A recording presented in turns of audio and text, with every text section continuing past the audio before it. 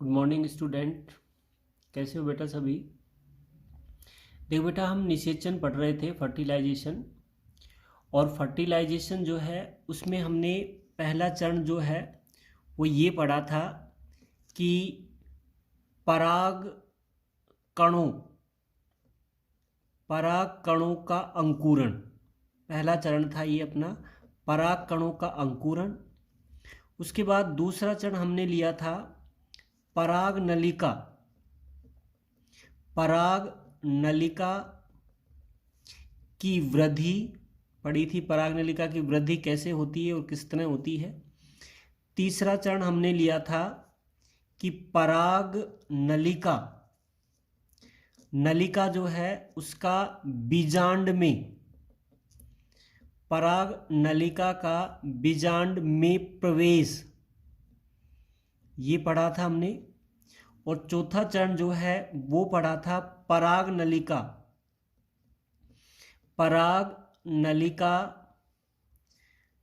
का भ्रूण कोश में प्रवेश। ये चार चरण जो हैं हमने पढ़ लिए थे।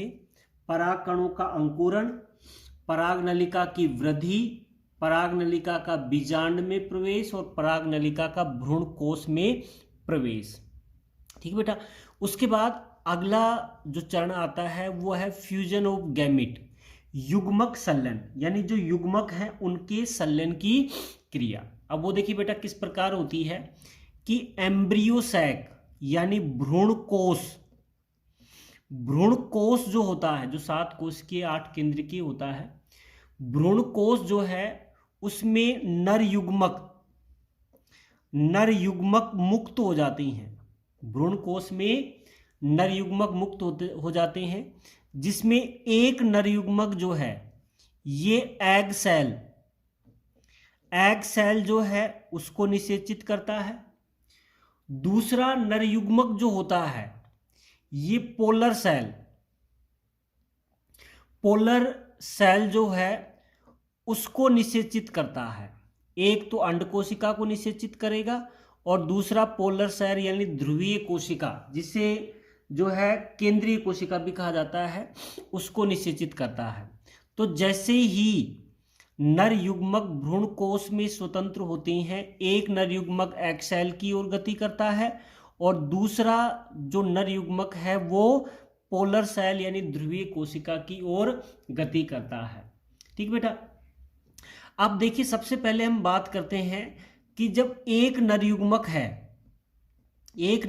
जो होता है, ये नर युग्मक अंड कोशिका, एग सेल जो है ये अंड कोशिका के संपर्क में आता है। ठीक है। और संपर्क में आने के बाद क्या होता है, इन दोनों की भित्ति गल जाती है। एक नर युग्मक जब अंड कोशिका के संपर्क में आता है तो संपर्क स्थल की जो भित्ति है वो गल जाती है, जिससे क्या होता है कि नर युग्मक का केंद्रक जो है वो अंड कोशिका के केंद्रक में स्थानांतरित हो जाता है। भाई एक नर युग्मक जब अंड कोशिका के संपर्क में आएगा तो दोनों के मध्य की भित्ति जो है वो गल जाती है, और गल जाने से नर युग्मक का केंद्रक किस में आ जाता है, अंड कोशिका के केंद्रक में आ जाता है। और यहां पर जो संलयन होता है ये 2 प्रकार से होता है, जिसमें प्रथम जो संलयन होता है वो प्लाज्मोगैमी होता है। प्रथम संलयन जो है वो क्या होता है, प्लाज्मोगैमी यानी जीव द्रव्य संलयन की क्रिया होती है। क्या होगा, पहले जीव द्रव्य संलयन होता है और जीव द्रव्य संलयन होने के पश्चात अब कैरियोगैमी यानी केंद्रक संलयन की क्रिया होती है। भाई जैसे ही एक नर युग्मक जो है वो अंड कोशिका के संपर्क में आएगा तो उनके दोनों के बीच की जो भित्ति है वो गल जाती है और उसका केंद्रक, नर युग्मक का केंद्रक अंड कोशिका में स्थानांतरित हो जाता है।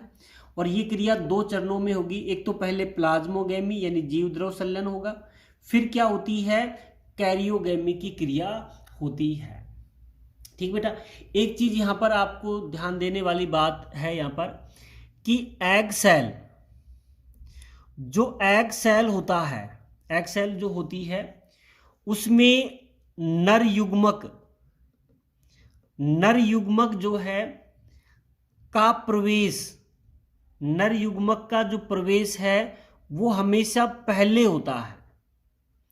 किसकी तुलना में? अगर हम पोलर सेल की बात करें तो एग सेल में नर युग्मक का प्रवेश जो है ये पहले होता है, लेकिन पोलर सेल जो होती है, पोलर सेल जो है इसका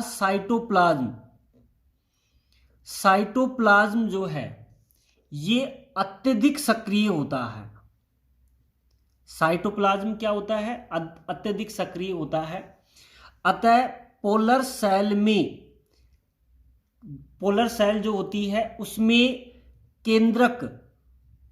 केंद्रक संलयन की जो क्रिया होती है वो एग सेल से पहले होती है। समझना बेटा इसको, एग सेल से पहले होती है।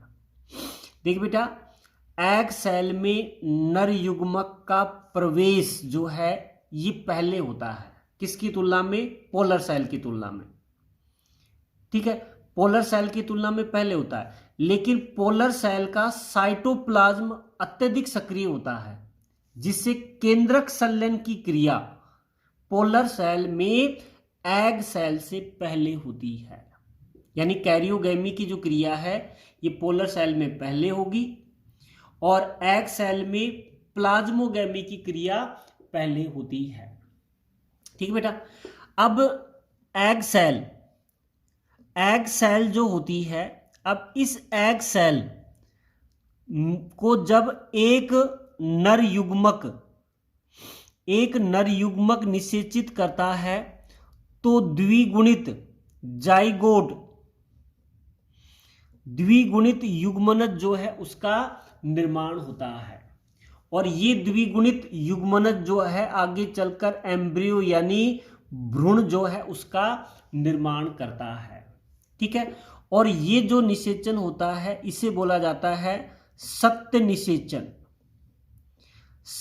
निषेचन होता है, और ये प्रथम निषेचन भी होता है।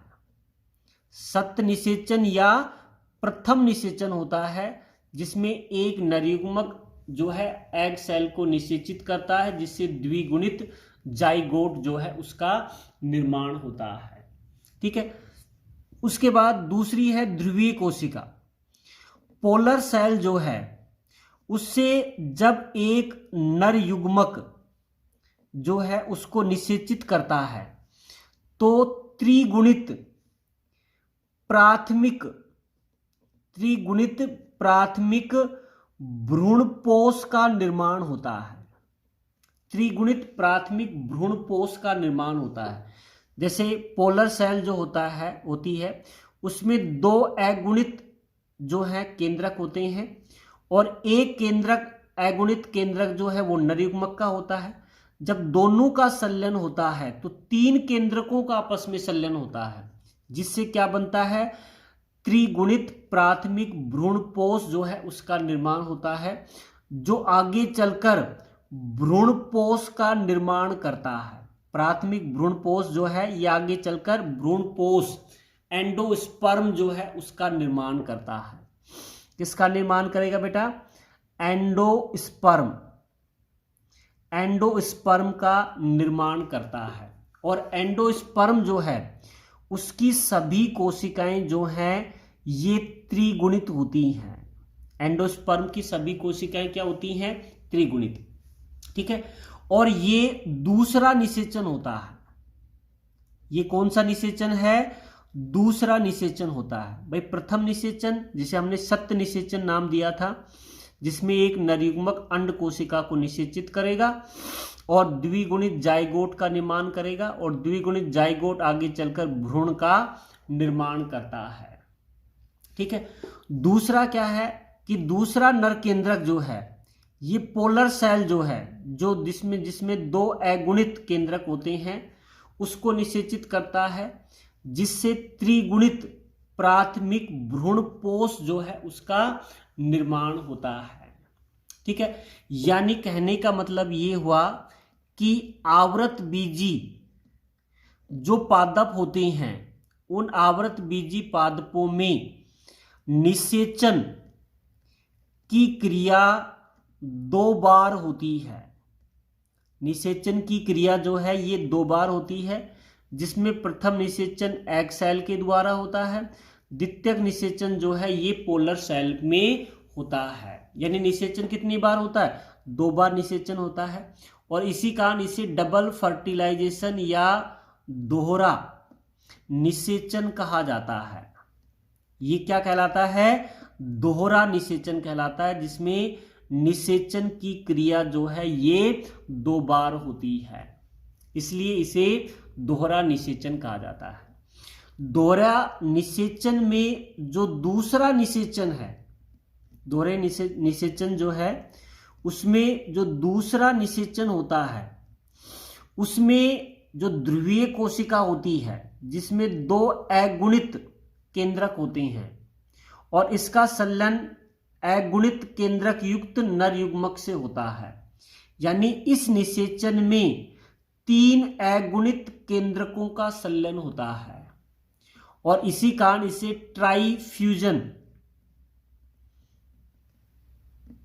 ट्राइफ्यूजन या इसे त्रिक संलयन कहा जाता है। ये क्या कहलाता है? त्रिक संलयन कहलाता है, जिसमें 3 अगुणित केंद्रकों का संलयन होता है और इससे त्रिगुणित प्राथमिक भ्रूणपोष का निर्माण होता है, जो आगे चलकर भ्रूणपोष या एंडोस्पर्म का निर्माण करता है। ठीक है बेटा, ये है युग्मकों का संलयन। ठीक है, 2 नर युग्मक होते हैं, एक एग सेल को निषेचित करता है जिससे भ्रूण बनता है और एक पोलर सेल जो है उसको निषेचित करता है जिससे भ्रूणपोष का निर्माण होता है। अतः आवर्त बीजी पादपों में निषेचन की क्रिया 2 बार होती है, अतः इसे दोहरा या डबल फर्टिलाइजेशन कहा जाता है। दूसरे निषेचन में 3 अगुणित केंद्रकों का संलयन होता है जिसे ट्राइफ्यूजन या त्रिक संलयन कहा जाता है, जिसके फलस्वरूप त्रिगुणित भ्रूणपोष का निर्माण होता है, जिसकी प्रत्येक कोशिकाएं जो हैं वो त्रिगुणित होती हैं।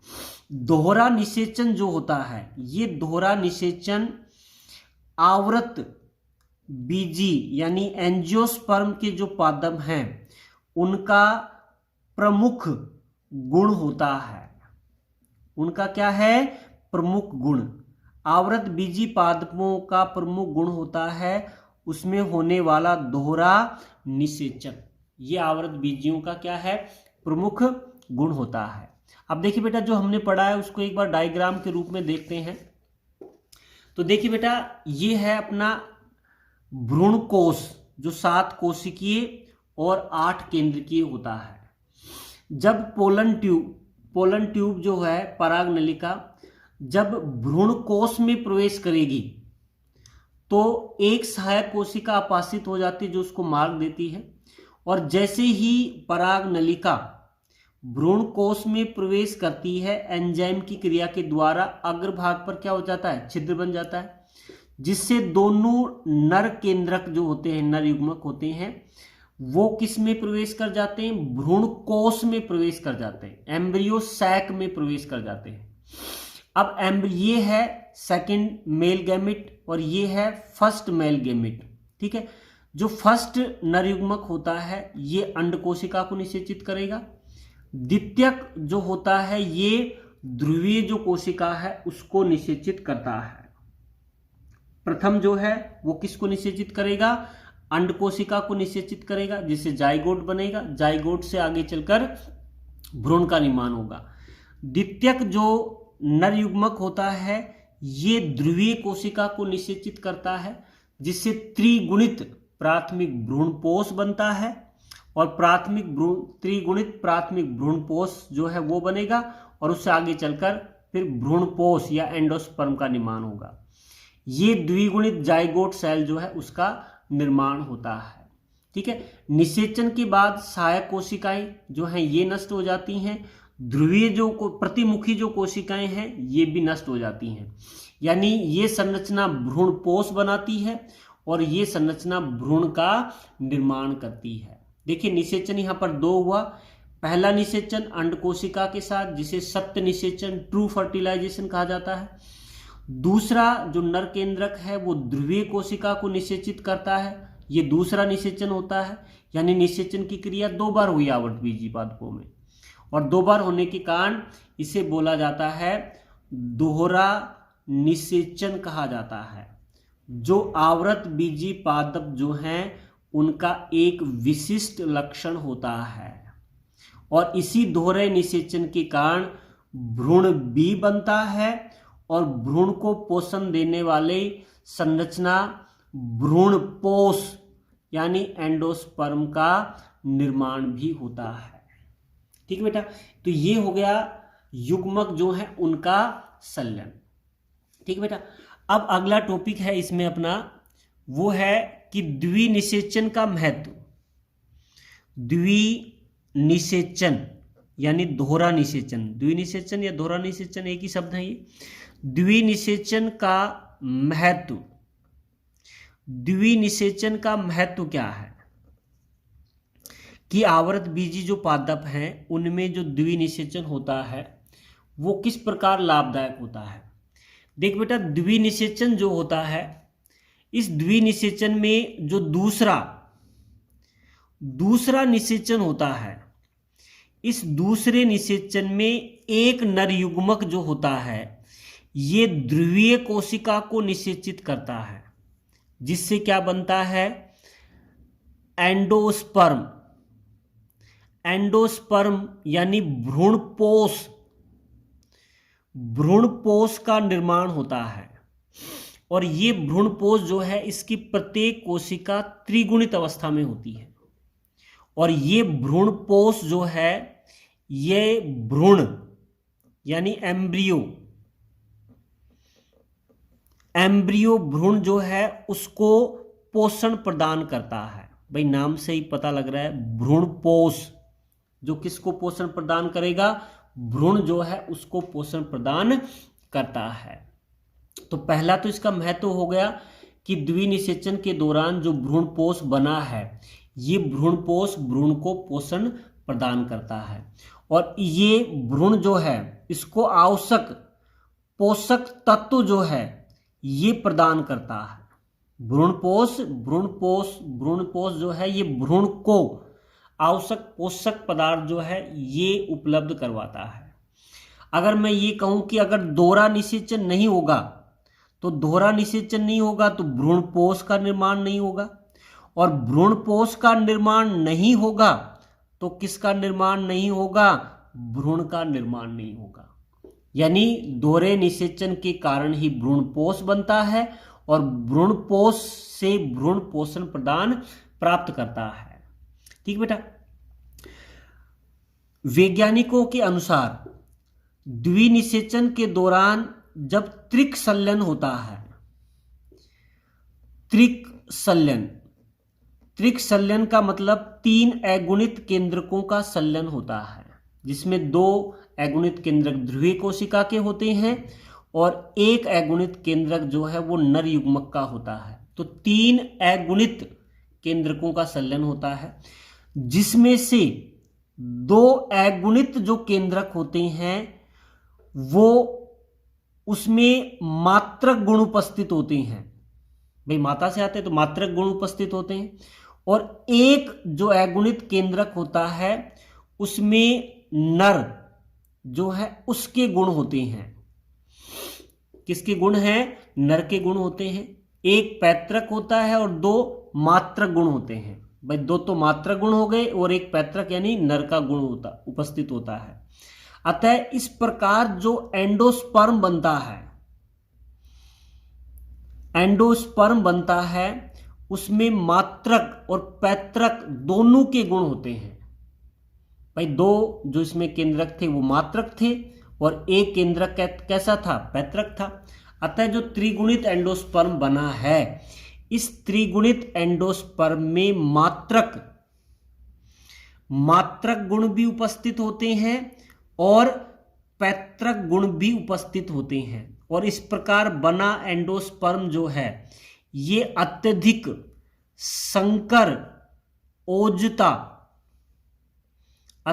संकर ओजता इसमें पाई जाती है, जो भ्रूण को अच्छा पोषण प्रदान करता है, जिसके कारण जो बीज बनते हैं उनकी जनन क्षमता जो है ये बढ़ जाती है। भाई अच्छा पोषण प्रदान होगा जिसके कारण बीजों की जनन क्षमता जो है ये बढ़ जाती है। ये है द्विनिषेचन का महत्व कि भाई द्विनिषेचन से जो भ्रूणपोष बनता है वो भ्रूणपोष भ्रूण को पोषण प्रदान करेगा, भ्रूण को आवश्यक पोषक तत्व जो है ये उपलब्ध करवाएगा। अगर दोहरा निषेचन नहीं होता है तो भ्रूणपोष नहीं बनेगा, भ्रूणपोष नहीं बनेगा तो भ्रूण का विकास नहीं हो पाएगा, यानी भ्रूण नष्ट हो जाएगा। वैज्ञानिकों के अनुसार यह है कि त्रिक संलयन में 2 मात्रक और एक पैतृक केंद्रकों का संलयन होता है, जिससे जो भ्रूणपोष बनता है, एंडोस्पर्म बनता है, वो एंडोस्पर्म में अत्यधिक संकर ओजता पाई जाती है, जो भ्रूण को अच्छा पोषण प्रदान करता है, जिससे बीजों की जनन क्षमता जो है ये बढ़ जाती है। अतः दोहरा निषेचन जो है ये आवृत बीजियों के लिए अत्यधिक आवश्यक होता है। ठीक बेटा, तो निषेचन का ये लास्ट चरण था युग्मकों का संलयन, और युग्मकों के संलयन से द्विगुणित युग्मनज बना, जिससे आगे चलकर भ्रूण बनेगा, और एक त्रिगुणित प्राथमिक भ्रूणपोष बना, जिससे आगे चलकर भ्रूणपोष का निर्माण होता है। और ये है निषेचन की क्रिया आवृत बीजी पादपों में। ठीक है बेटा, और ये यूनिट जो है यहाँ पर अपनी पूरी हो जाती है। कल जो है वो अगली यूनिट शुरू करेंगे, एंडोस्पर्म पढ़ाएंगे, भ्रूणपोष क्या होता है वो आगे से कल से स्टार्ट करेंगे। तो आज के लिए इतना ही, थैंक यू।